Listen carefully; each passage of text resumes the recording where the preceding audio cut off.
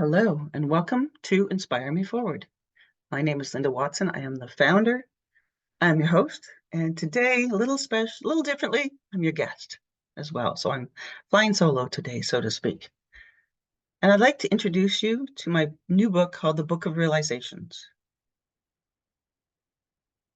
This is a book of 30 of my personal realizations, and that come from insight from the horses, from nature,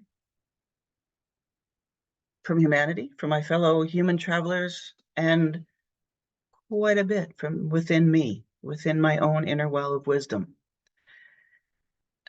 They're really something from the heart. I wrote them from the heart.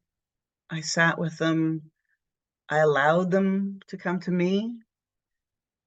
Some of them had come to me years and years ago, and I wrote them down in journals, and they were still there for me to elaborate on. And I wrote them with positivity. I wrote them with that sense of just being authentic and positive. I've been told in life I'm too positive, and I'm just sorry, cannot believe that that is true. And it's who I am. So I wrote from who I am, that authentic part of me. They're like a set of tools. For me, they're an authentic set of tools that help me move through life. And my role is to share them with the world. So that's what the book is all about. And there's a set of cards that I did with them. I was called towards the end to bring these cards into existence. Each of them has the realization on the back. They have the name, and they have some wisdom from that chapter. The idea is that you pick a card, and then you go to the chapter in the book and elaborate and have a chance to really reflect deeply on that realization.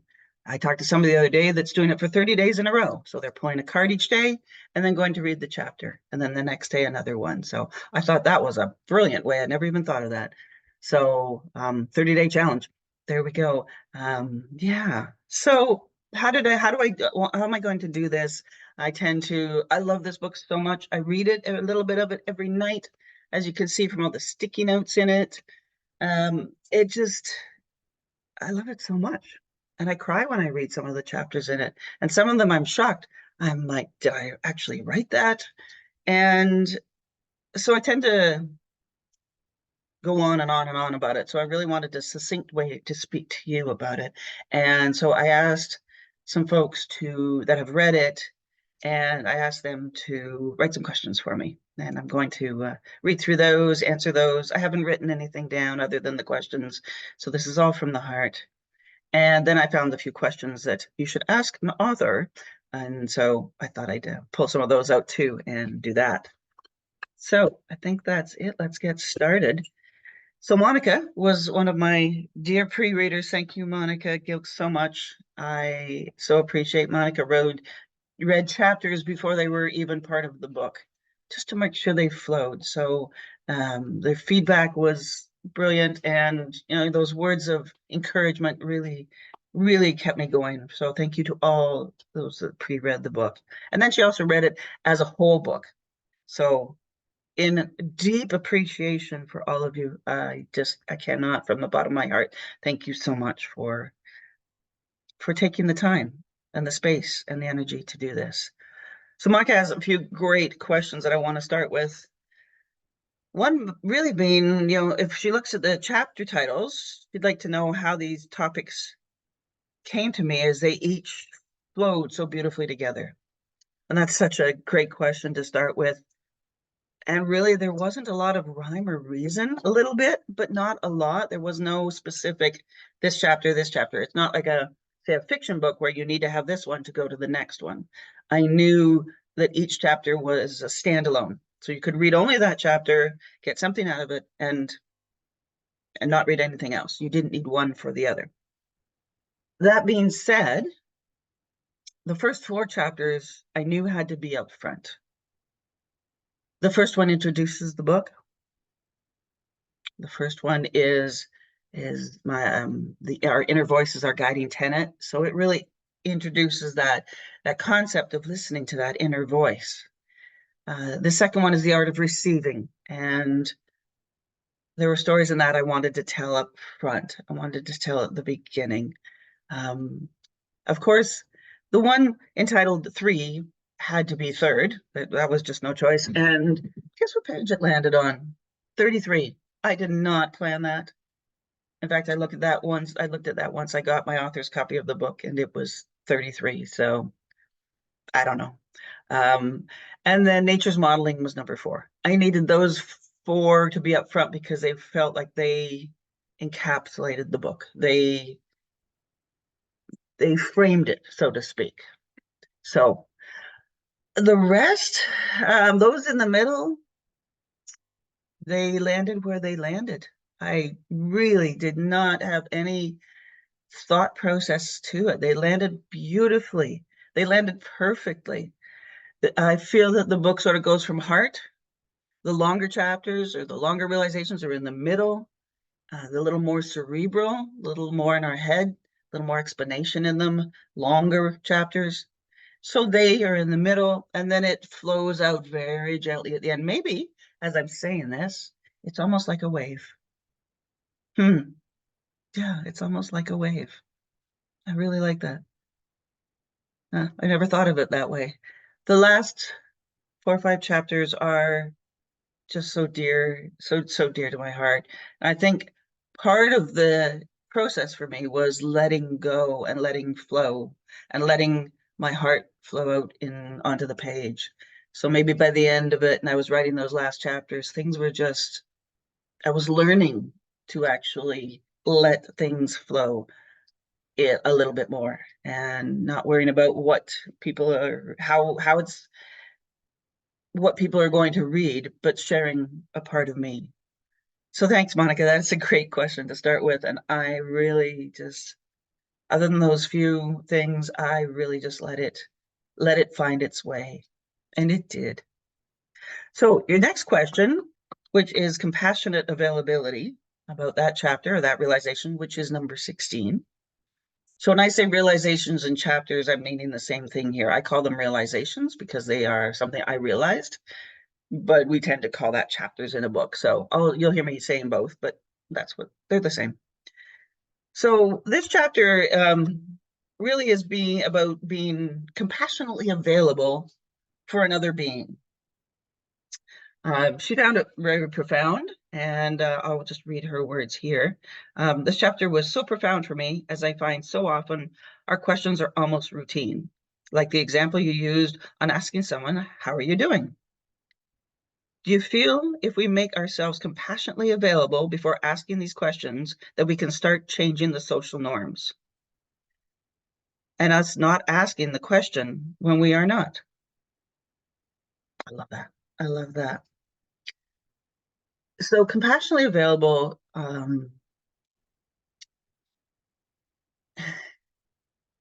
yeah, it's about being there. It's just about being, take the word just out. It's about being present. It's about being there for someone else. And I use the example of, how are you today?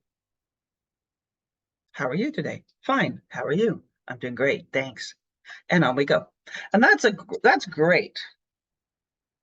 But how many times might we offer that answer, I'm fine, and really have more in us that we'd like to share? But there's not somebody there to offer that space and offer that time.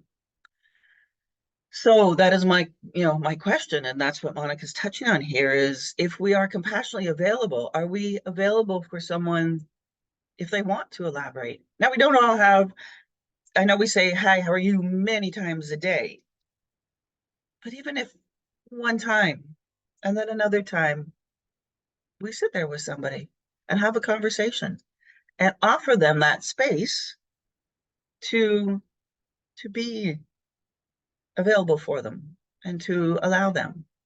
There are many things we need to be considerate of. Is, do we have the time for an answer?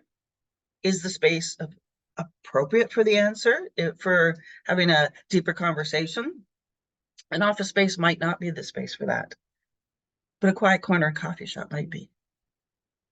So being aware, it's really being consciously aware of asking a question. And in those questions can be priceless, questions can be traumatic. And we need to be conscious and aware and compassionate when we ask a question. At least this is what I'm finding for me.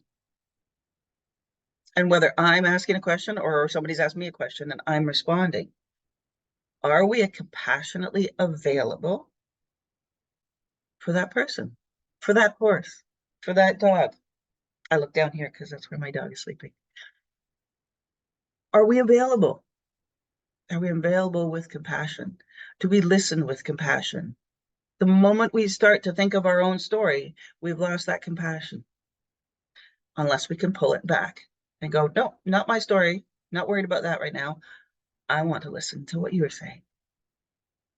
So what a great question. Yes, I think we can, when we are compassionately available for stories, for somebody to tell us about something, not judging, not comparing, not advising, just being present, listening with 2 ears and an open heart. I speak about that in a story called Touched by Community in that chapter. And it's a story of sitting with my father in a waiting room at a cancer center. And he was there for Tess, and many of the other families and people were there for Tess. And normally a community, you think of a hospital waiting room as a very sterile in more ways than one, in a very quiet, everybody's separate, everybody's to themselves space. But this day it wasn't. This day we were part of community and we shared with each other. And I mean, we all shared. It was a life-changing moment. I didn't know what to do at the end of the day. I just went and laid in the park and looked up at the sky because I didn't know what to do. And we all shared. And my story of that is in this chapter too. And we all supported. So yes, we can change things, even if it's in a waiting room, even if it's asking, how are you? We can change things when we are compassionately available. So thank you, Monica, for both those questions. They are, oh, what a way to start. Yeah, thank you. Thank you. So let's move on to Kim Hallen's questions. Kim Hallen wrote the foreword to this book. Kim, oh, eternally grateful. And if you want to check out Kim's work, check out my last episode, which was episode 28. Kim and I talked about her work, in boundaries and the courses she's offering, about her book. I just listened to it, re-listened to it yesterday. It's a fantastic episode. A very wise lady, very, very wise lady. So go check that out if you have a moment. You will definitely listen to the whole thing. So Kim has a couple of questions for me. And she asked what was my process or routine for writing. And I love that question. And it is in the book because it was key. It was a key part of realizations. So when I started, the book came to me in my last book. My last book was called World Sanctuary. And there was some wisdom at the end of it in small realizations. And they were short. They were like 1 page, 1.5 pages. But something at the end of that book said, put the forward or the introduction to your next book in the back of this book. I'm like, well, what are you talking? Like talking to myself, but talking to the universe, going, what are you talking about? I don't have any ideas. No, it's in you, write it. And I did. So the back of World Sanctuary, you will find an introduction to the Book of Realizations. Title and all. I had the title had been given to me and everything. And so I put that in there, finished that book, and started writing. And wrote and wrote and wrote. I wrote for 6 months straight. But somebody had said when I started writing, you must dedicate 2 hours a day to your writing. That's how you do it. I tried. I sat down, I looked at my computer. The words didn't flow. I knew what I wanted to write about, but the words didn't flow. So I left it alone. As is me, 3, 4 o'clock in the morning, boom, there's the ideas. They fall into my heart, my head, every being and every piece of me, they fall in. If I call it an upload or a download, it's all there. So instead of ignoring it, because if I ignore something, I don't remember when I wake up. I wake up, I get up, and I write. I have a big journal beside my bed, and I write and I write. I was writing up to 1,000 words a night. I'd get up the next day, and I transcribe it all onto page or onto my computer. And then I'd know what I want about write about next, because I did have a bit of an outline. And sure enough, I'd let it go. And most of the time, not always, it would come to me in those moments at night when the judgment and the shoulds and the woulds and what ifs are all sleeping. I think of them sleeping separately, and those barriers to your heart space are open, and it all comes in. So I tell anybody, if something comes to you at 4 in the morning, honor it. Turn the light on, write it down. You'll fall back asleep. In fact, I always fell back to sleep perfectly. Once I had it out of me, I just fell right back to sleep. It's like the universe and my heart had said, good, you've done that? Okay, now you can go back to sleep. It always happened. Sometimes it happened outside for a walk, and I'd have to put on my voice recorder or a sticky note somewhere, or pull over while I was driving because it was all there. So was there a process? A bit of one in the fact that I would type something out wherever the notes were and everything that I had, but at the same time, and then I have the thought for the next time, but at the same time, I had to release everything, release all those needs to have it a perfect way, and just let it flow. Excuse me. Yeah, I just had to let it find its way. I had to stay open so it came to me, or it came out of me. I say in this, our inner knowing is our guiding tenet. It's in us, but we have to make space for it to come out, and a soft, gentle space for it to come out. We have to make compassionately available space for it to come out. How's that? So really, that was the process. Those last few months of going through edits and formatting and all that, yeah, they're tedious and they have to be done. But in the end, they're all so worth it. So yeah, that's my process. It might not be. I just encourage people, like, find what's right for you. Some people work on 2 hours a day. I'm gonna write, boom, there it is. That just wasn't for me. So find what's right for you. And Kim's second question is, how are you different after having written this book? Again, another brilliant question. They're also brilliant. How am I different? Well, I'll tell you, I was going to do this podcast, this interview with myself, at noon today. But my voice was saying, no, do it now. You're ready. The moment is right. Do it now. And so I did. And here it is.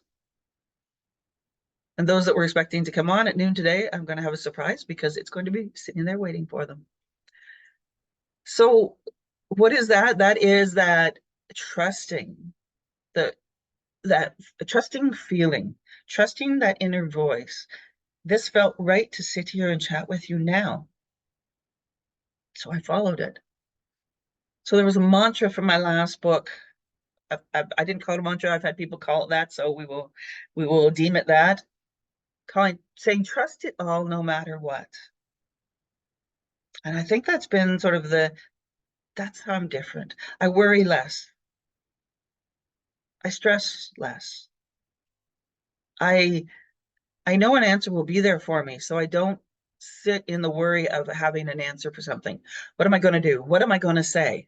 I don't do that as much. I'm not perfect. This isn't a book about, hey, look, I did it, so you can do it too. That's not what this book is about. This book is me sharing my realizations and me sharing this space in my journey in life.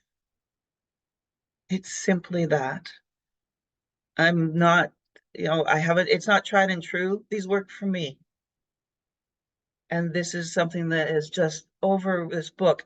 I'm just trusting. And the more I trust, the more I have reason to. Like the more things happen, the more times that I would think I would finish a chapter and I'd go open a book to sit down and read, and there would be a quote that would fit perfectly on the end of that chapter. I thought I was done, but I wasn't. And I started to trust that things would come and that things would happen and things would show up. And they did. And they did always, not 80% of the time, always they showed up. So as I lived that in the book, I'm living that in my life. And that's an incredible space and evolution, that inner evolution. That's just an incredible space to be in. Um, and it just changes how we live our lives. It's all okay. Yeah. So trust it all, no matter what. I would say that is my biggest difference because I'm a worrier. I am a big time worrier. So being able to trust is a big evolution for me personally. So thanks, Kim, for those answers, and thank you for your beautiful forward. I just it just sits so well with the book. I'm in such gratitude and such appreciation. So let's move on to Roseanne Morphy, who was another one of my pre-readers, pre-readers and pre-readers. Again, your words of encouragement just they carried me forward. They carried me forward in those moments when I'm like, oh, is this chapter working? I don't know. And your words just carried me forward. And you picked out, as you all did, you picked out literary, what I call literary speed bumps. You picked out spots and chapters that just weren't reading well. So I thank you. I thank you for that. So you talk. Your question is: you talk of many realizations that you had throughout your life and the writing of this book. So what is or was the one that gave you the biggest wow factor or the imprint on your heart? Um, so I have sat with that question for quite a while, Roseanne, and all I have sat with that question, looked through the book, but I'd have to say, and I'm going to stay with it, is holding two points of view in love at the same time. That is, let's just check. That's realization number 14. So holding two points of view in love at the same time. So I'm just going to read what's on the card. Holding multiple perspectives encourages us to build our muscles of understanding, compassion, and non-judgment. Holding them gently at the same time in the same conversation is true compassion for all involved. We can hear one without losing another. It isn't about agreement. It's about listening, hearing, and holding. There is always enough love. So this chapter is very personal to me. I was challenged to have a conversation over a length of time with a family member, and it was challenging. It brought up um, past, future. It brought up a lot, and I had to hold different points of view and different perspectives, and I had to hold them in love. I had to learn how to do it. I went to the horses to ask in a way, or to watch their model of communicating. I had to sit with it. I was afforded that time to sit with it beforehand and learn from within how to hold something in love. And we can. It's hard. And so it's not easy, but we can hold two points of view in love at the same time. So I would say that one really really, and I've thought about that and thought about that and gone to other ones, but I always come back to that one. I always come back to that one. Because when we can start to do that, wow, others will have different opinions and others will push their opinions on us, and we can set our boundaries and say thank you, but no, and walk away or move away. But when people are open to having a conversation, when we're open to listening with that compassionate availability, our conversations just might change. So thanks, Roseanne, for that one. That's yeah, wow, that one took me really, I really had to sit with that one. So Roseanne's next question is, what would you say to someone who does not have access to the horses? What would be an alternative to the energy or teachings of the horse?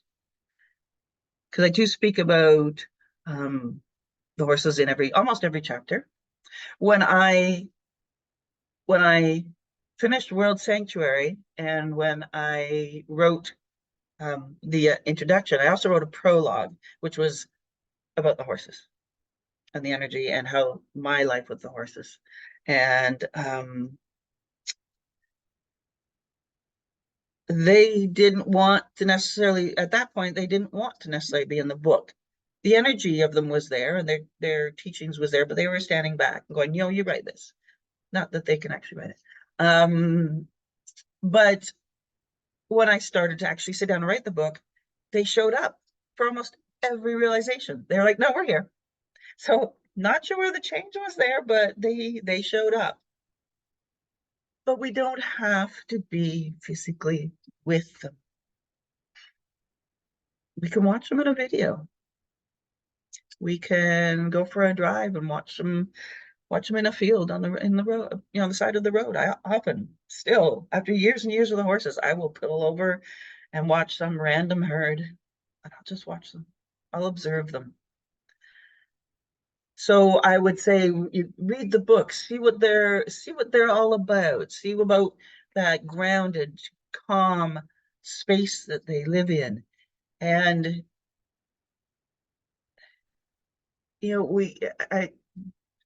I step in here because it's just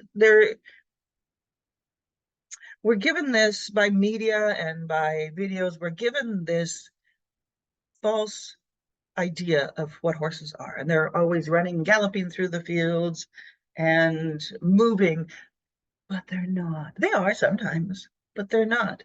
They are calm, grounded beings. And that is where we learn so much from just observing them. And if they let us be in their space. So knowing that, and if you read the book, then yeah, watch a video of a herd of horses just eating grass. Watch a herd of horses as you go for a drive and pull off the side of the road. If you have the opportunity, find somebody that works, or works is the wrong word here, sorry, that shares their space with horses, and go and visit them. Get in touch with them. Read books. I read a magazine called Equine Leadership, and I'll give some information at the end, but that whole magazine is all about that horse-human connection. And it has beautiful, beautiful articles about just being with the horses and what some of their wisdom is that they share with us. So there are different ways that we can be with the horses without physically being with the horses. Absolutely, absolutely.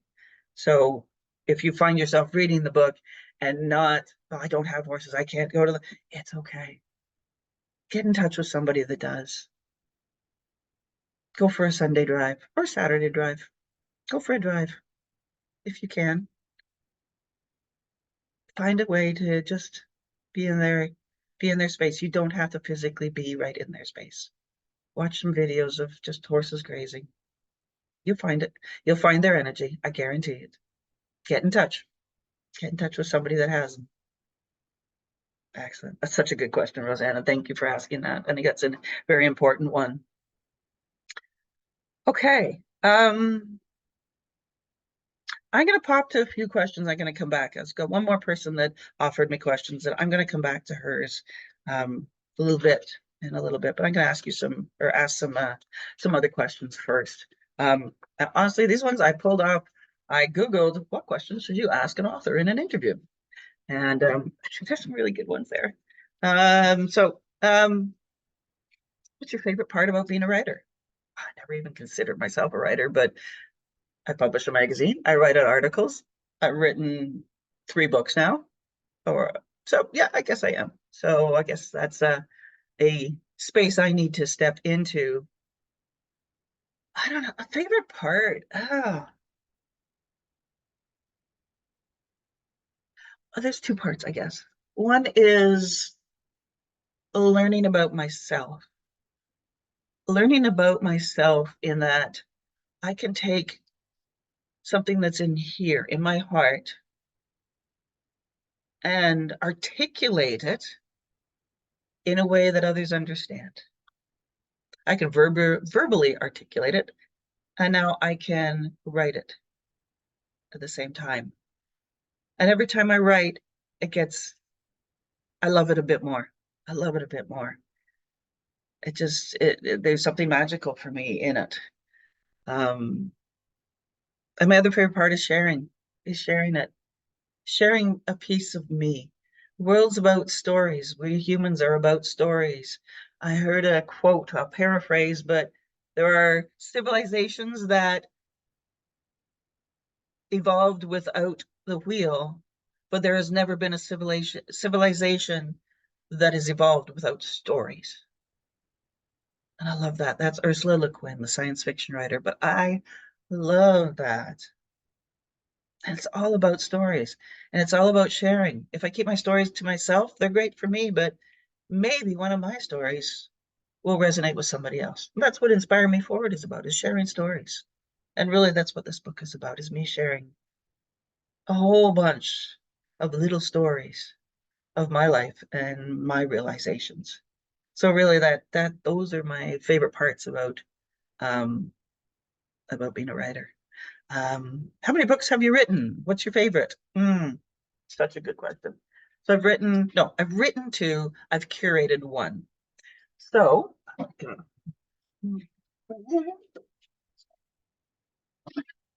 first one I did was this book called Short Stories from a Long Life. You will see that it is written by my father. Okay, my father, Winfield Young Watson. He passed away in 2018. He always said that I was going to write the next family book. He'd written a book, we all have it in a binder, about our family history. But he always said, you're going to write the next one. So when he passed and we were going through all his things, I realized he had a black binder of short stories. And this was a very special book to him, a very special book to him. And only certain people got to see it. I remember him being in the hospital once and he asked me to bring it in because there was a nurse there that he wanted her to look through it and have a chance to see it. But that didn't happen very often. Not too many people saw this book. So I guess he didn't realize is that he'd already written the book, but it needed curating. It needed um, editing. It needed some chapter or some stories didn't totally make sense, but I knew in my heart because of being his daughter, I knew what they were about. So I like to think I curated the book. And in his later years, my father was a painter. And there is a chapter, every chapter, we talk about trusting it all. Every chapter I'm just trying to find it here for those that are, let me find one. There we go. Every chapter had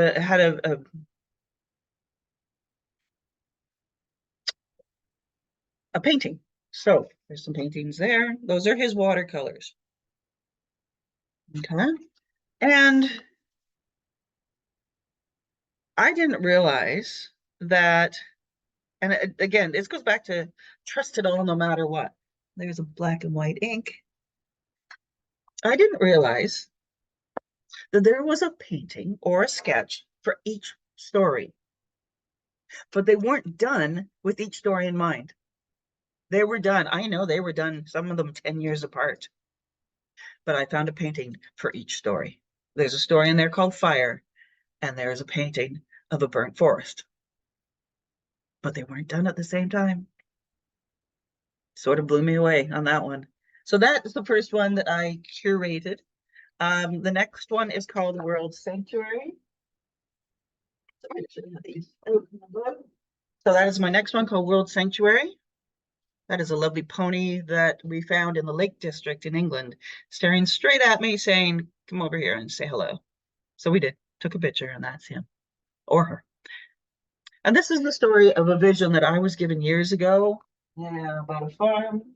And I know it so detailed, and this is the details of that farm. And it's of the beginning of my realizations. And then the Book of Realizations. And that is here. So there are 3 books that I have so far. Which is my favorite? They all have a special place. I can't give them favorites. They're like children. I can't give you a favorite. They all have a special place in my heart. There's a question in here about what's the first book you read, or what's your favorite book as a child? And I lost the cover to it. This is called Hailstones and Halibut Bones. I still have it. I still have my name written in it from gosh knows when I learned how to write my name. And this is called Adventures in Color. The beginning bit is like acrobats on a high trapeze, the colors pose and bend their knees, twist and turn and leap and blend into shapes and feelings without end. I knew it off by heart. I probably do most of it off by heart. That was my one of my first books I remember reading. What are your favorite authors? I love to read Clive Barker's book. Some of them are way out there. Some of them are very long. What do I like about it? I like that it's way out there. I like that it's just you might deem them fantasy books. They're about other worlds. Um, yeah, they're an escape. Maybe they're an escape. That's what I like about them. Um, Sometimes we read really cerebral books, and they're interesting, and there's a lot of information in them. But sometimes we just need an escape. We just need to go into another world, so to speak. And I just love the worlds he creates, and that really means something to me. Yeah, I'd have to say he's one of my favorite. There's a couple books I just finished called um, The Starless Sea and Night Circus. Um, and I'll put those up in a summary. I can't remember the author's name, but they were phenomenal. She's a young author, but again, just this escape into another world and just surrendering to just being elsewhere. So those are a couple of my favorites right now. Um, okay, how do you get inspired to write? So how are you inspired to write? That's just an open question that there's no one thing. When we're called, we listen. It's listening. It's when something says write it down, write it down. I have this saying, if something comes to me, I write it down and then I leave it alone.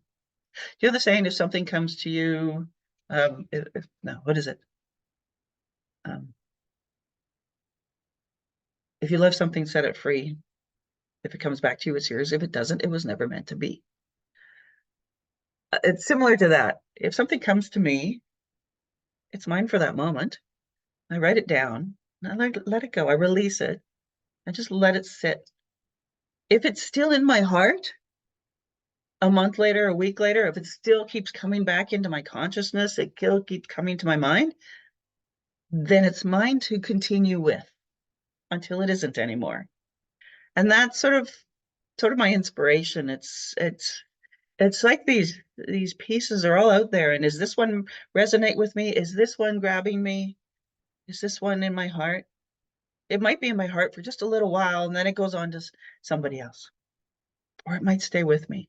If it stays with me, it's mine to write about, and then it's mine to share.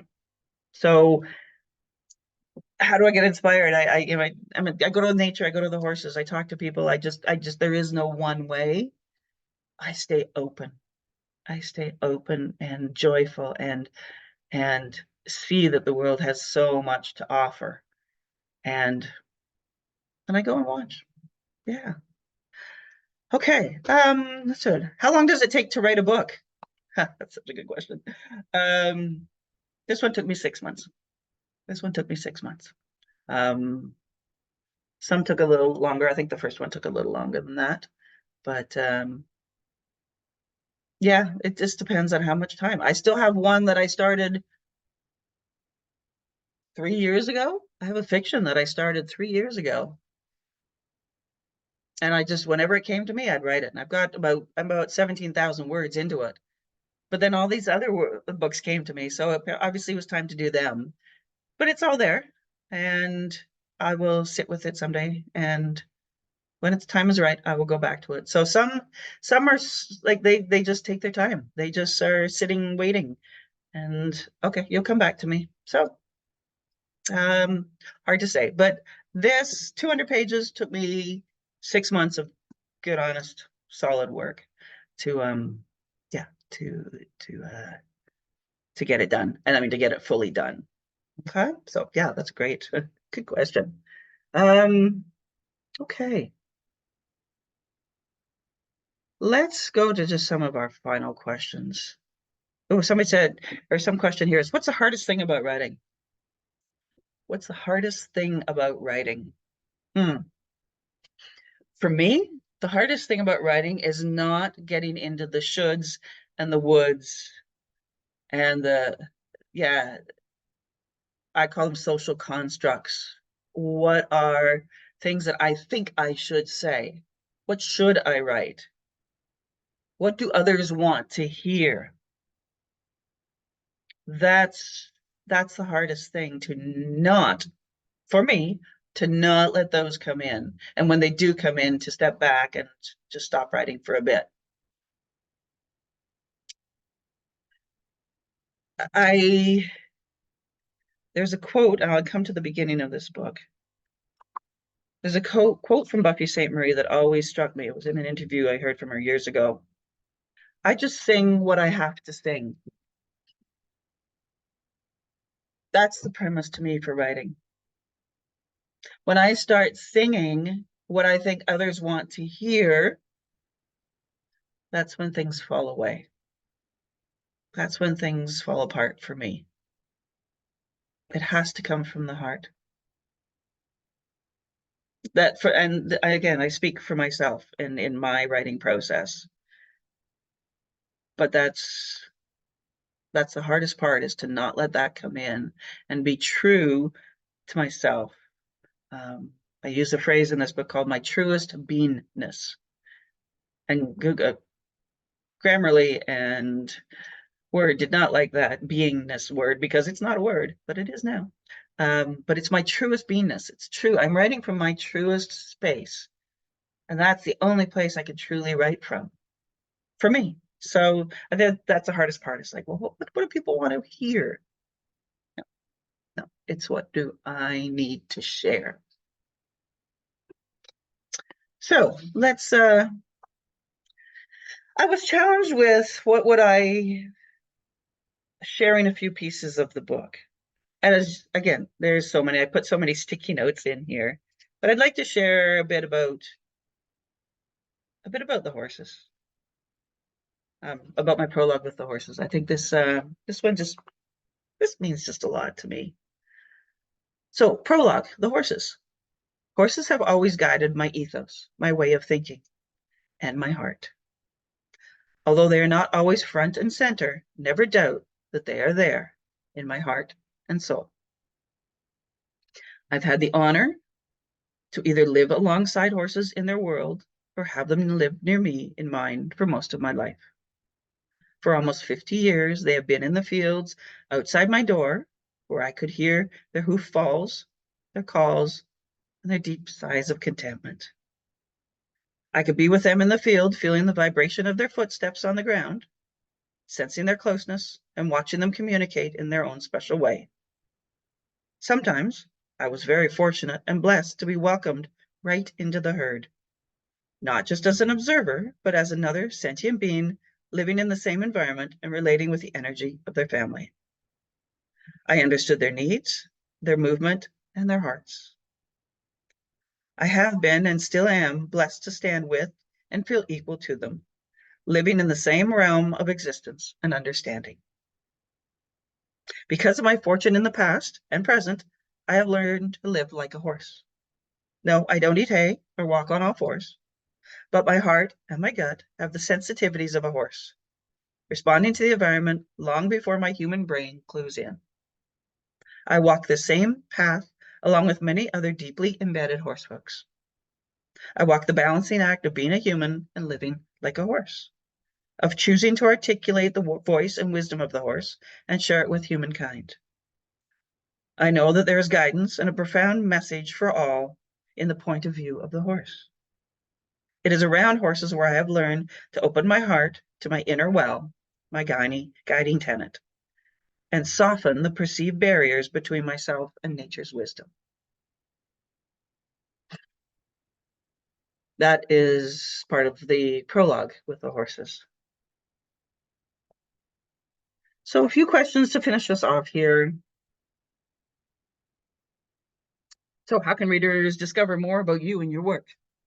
I will leave some links at the end or in the summary of this, but most of it you can find at equineleadership.ca. You can find the book in there. You can find all the articles of the magazine in there, or you can go to lindajwatson.ca. So I'll put that in there. So everything is in there. You can get copies on Amazon. I have copies here of signed author copies, and I sell the deck of cards through myself just because I have a printer that's very close to me. And yeah, you can get cards through me as well. Upcoming projects or plans for future books. Oh, there's always projects. I just that's how I live. I live in projects. I live in what comes to me and comes to the heart. Um, yes, I have about 10 new realizations started, so there might be a book too. Um, I have a project going. I think I might share it in a blog. A while back, I was feeling down in the dumps, and I don't know, felt the need to talk to someone, but didn't have necessarily the right someone at that time to talk to, being it professional, personal. So I sat down and started writing, and I said to the universe, "Will you be my therapist?" And I'm 60 pages in. So I might share that. I think it's out there a bit, but I find it comforting to sit down and just in literary form talk to the universe. We've got some pretty profound questions back. Is it the universe? Is it within? Is it all the same? I don't know, but it's pretty neat. So I think I might start posting some of that and sharing that. Of course, Inspire Me Forward keeps going, and we've got some guests that we are lining up for the summer. So that's doing well. And yeah. So the next question, how do you hope your work will impact your readers? Again, it's hard to get to that, what I want others to feel. Um, for me though, I hope people, we realize that we have this inner well of knowledge when we connect with nature and each other and ourselves. And when we sit with that and then have the courage to share that, have that courage to bring that forward and to live that. And if I can do this book as an example, then I'm hoping it's a story I've shared that others can sit into or realize their own realizations. and build their own set of authentic tools and listen to their own inner voice. And that's, if I could hope for something, that's what I would hope for. Yeah, I think that's what it is. So thank you, universe, for that question. That was a good one. And what's the best advice I ever received as a writer? Whoa. Was dedication. Dedicate yourself. But I also realized it's dedication and creativity at the same time. I had to find the balance between those two. You know, that's that dedicate time, dedicate space, but dedicate your heart as well, and dedicate that time and space and heart to finding the balance that works for you in creating something that is actually hard copy and to be shared with the world. So, yeah, I think that brings me to a close. I think maybe we will pull a card because that's what a card deck's all about. Um, yeah, we'll pull a card to finish us off here today. Again, they're each very simple here. So each realization has a picture with it. Okay, realization, picture. And I go back to the next one, realization, picture. All my own photography, photos that I maybe took 5, 6 years ago. I didn't realize they were for the book. I didn't know that, but they were. I mean, there's something in that to be said that just, yeah, just to be there, they're there. So, and then the back of each card, again, each card coincides with the picture that's in the book and some wisdom. And then the thing is to go to the book and read it and really reflect and find your own realizations. Okay, so let's pick a card, any card. Oh, I know which one I want to, but I know which one. Let's try this one. Excellent. So there are 2 chapters in this book that I had 28 and I wanted 30. There's 2 chapters in here that are, oh, they're so from the heart. Like I keep saying that from the heart, but oh, these are deep from the heart. And I just wrote them. They came to me. I said, I need 2 more. And they came to me. And I love them. I love the one I talked about earlier, but oh, these 2. And they're called Into the Heart of Surrender and Exhaling with Grace. And the one I pulled here is Into the Heart of Surrender. We can open our arms, close our eyes, and float in the river of surrender, trusting that we will be carried along with the current. We release control and have faith in the river to carry us exactly where we need to go and guide us to the precise lessons we need to find along the way. When we lean into the state of being and settle into the beauty that surrounds us, a new perspective is waiting for us in the heart of surrender. I love that chapter. Love, love, love that chapter. And with that, I think I will close our space for today. Thank you for listening. If you are listening on YouTube, if you are listening on Apple or wherever podcasts are available, I will put some links into a summary. And I hope you just have a wonderful day and open your heart and be compassionately available and hold perspectives, multiple perspectives in love at the same time. And trust it all, just no matter what. Try that just for a moment. What does it feel like? And with that, I bid you adieu, and we will see you next time on episode 30. Thank you for being here.